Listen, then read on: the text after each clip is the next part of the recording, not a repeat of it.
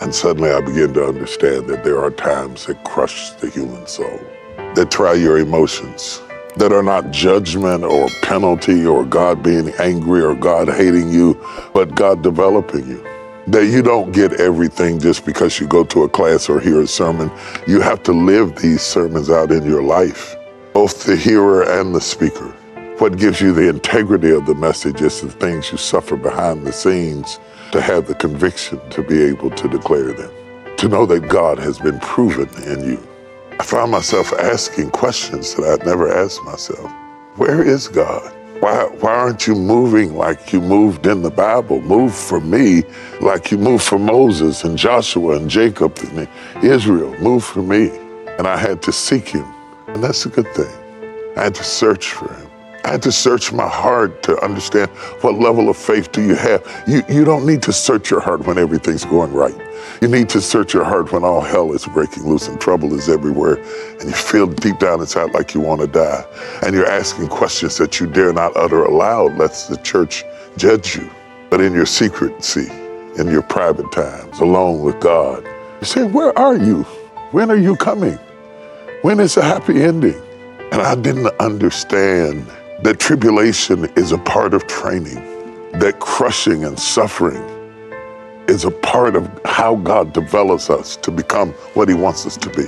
I didn't understand how to recognize him in trouble, but I kept preaching and I kept serving and I kept going on. And I didn't realize that I was earning my stripes by my battles. You don't get stripes as a soldier if you don't get in a fight. They don't give them to you for longevity or how many years or seniority. They give you the stripes because of the battles you've endured and the things you've been through and the crushing you've gone through. And you find yourself in an emotional quicksand and you wonder if you can get out. Will this be the big one that takes me out? Will this be the big one that brings me down to my knees? Will I be able to stand it emotionally, mentally, spiritually?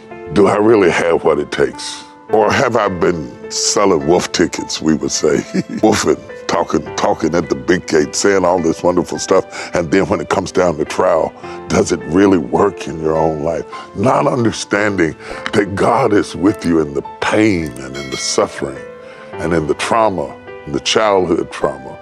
When the medical report comes back bad and the business comes back bad and you lose a loved one or you go through a painful moment in your life, that does not mean that God has abandoned you.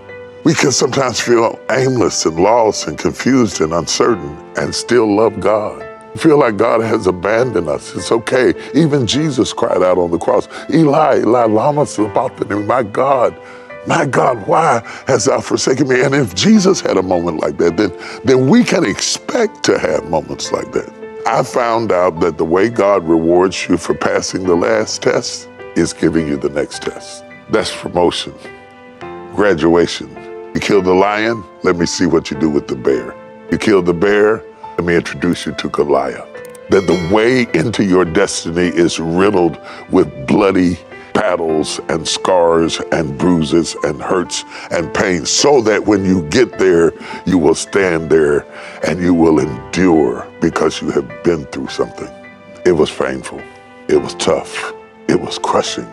And there were no demons to rebuke and no witches to rebuke and no Satan to come up against. I was in the hands of the potter and he was pressing in on the clay.